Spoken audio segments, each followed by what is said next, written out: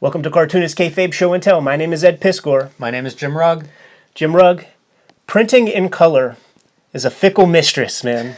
Yes, it is. When you project these pixels on a screen, on a black screen, using red, blue, and green pixels, and then translating that stuff you see on screen onto a white piece of paper with cyan, magenta, and yellow inks. Pretty dicey. The difference is almost impossible to explain. You can see it if you use Photoshop. Sometimes they'll sort of show you colors that won't translate and what the translation will be, and it's often very, very different.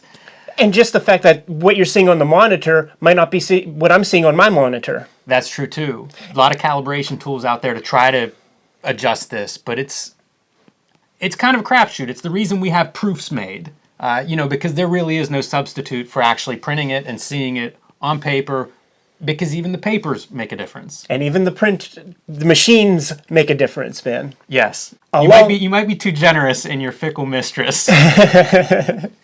So many years ago, man, there was a company that sort of like popped up out of nowhere to try to address these issues. I don't know the history of the company, but it's called Pantone. Mm-hmm. They still around today. They created a standard system where their sort of promise, they all but promise, because we can't promise anything in this world, because you give somebody a guarantee, you will get your ass sued tomorrow.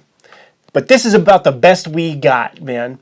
And it's a long accepted system that basically every professional industry uses, man, for the colors on your little action figures, to posters, to the color of the red on your Nike Air Jordans, man. Pantone gets a piece of that. But here's the thing. They hold a monopoly in this. They are the accepted standard. There's not a competitor in this field for them. So if you want to get your hands on one of those Pantone swatch books so that you have perfect color that looks exactly the way it looks on that page, and if you want that to translate into your final product, you're going to pay a couple dollars, man, for that fucking swatch book. Somewhere in the upwards of $100 to $500 sometimes for these things. Yeah, and these are just tiny little collections of tiny little squares of color. And that has its own pitfalls, because when you're looking at a half-inch square of color and imagining that filling up an entire page or your whole vision, it's very different whenever that's a dominant color versus that's one little square next to 2,000 or 3,000 other little squares of color on white. And let's not even get into being corrupted by choice when you have a big, thick swatch book and you have, say, 300 reds to choose from. So in this show and tell, we're going to get into Eddie P's Pantone hack. Cost you $10, man, to get you about 15 solid colors of the most important colors of the rainbow, man. And it's much more accessible than you guys might think, man. Can we go put these under the microscope? Yes, let's. So, Jim, I had the opportunity to collaborate with my favorite rap group ever, man. Public Enemy, man. Like, when I was doing Hip Hop Family Tree, I got a lot of offers to draw a lot of album covers for some whack, garbage artists, man. Public Enemy is my favorite group, and when Chuck D came a call in and asked if I wanted to do some toy designs, I couldn't let anybody else do it, man. So don't tell him, man, but I would have done it for free. And the cool thing about it was that, money was being spent. These aren't like some sort of like laser designed, 3D printed items. Like, these were hand sculpted by a dude out in Japan, man. And it was my Japanese publisher who put this together. But I had the opportunity to work with Pantone colors, man. And that was important to me because it's not like I'm going to get the opportunity to design Public Enemy action figures every day, man. And I wanted these things to look exactly the way I saw them in my mind. And the best way to do that when it came to color was to work with Pantone inks, man. PMS inks, man. You get a guide, and then you denote the exact colors that you want for each of these things, man. This would be something you might hear it referred to as spot colors. Right. As opposed to process colors, where colors are made based on mixing 3 colors, or 4 colors, I guess, if you include black. As I understand it, the printer has to, like, almost replace the CMYK with, like, an additional specific color that is like Pantone approved or something, right? So I had opportunity to use it a couple of times. Use it with each of these figures, and then I did this skateboard deck for a local shop here. We'll just like slide it through like this. Mind Cure Records is the shop's name, and I got to play with like 3 or 4 different colors, and you'd be astonished at the amount of black Pantone swatches you could choose from, man. But pink, and from our knowledge of comics, you could see that I could use some dot textures, man, with the green, just to almost like fake another color in this thing. But these colors are the exact colors that I wanted to show up on the final design. The resource that I used to get my colors was this book right here. Got it down at Barnes & Noble, man. Pantone colors. In the picture book kids section. I think this is suggested for maybe 3-year-olds. And I think the idea is for parents to create totally anal retentive and obsessive young type A children, man.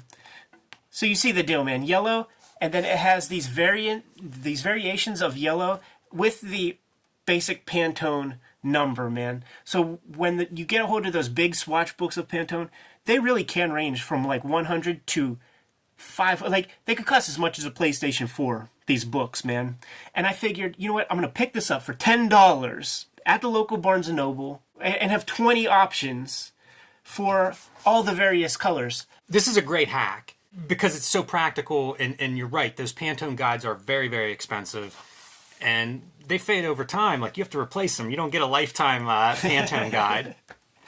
So here's the one downfall with the Public Enemy when it came to the Public Enemy toys. Each of the members of Public Enemy has a different brown skin tone, like in real life, and I wanted to convey that in the action figure. So, I think I see where you're going with this. Yeah, so when we get to the browns, okay. It's not too bad, but none of these browns were good enough for me.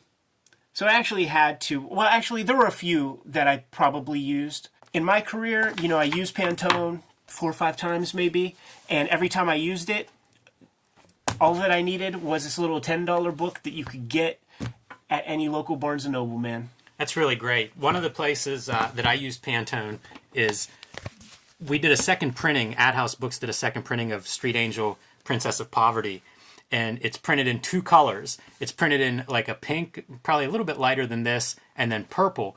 And we had to specify the pink for the paper because when you print on what looked like colored paper, you're actually printing on white paper, and you're basically covering that paper in ink. So that was one of the times that I used the Pantone colors.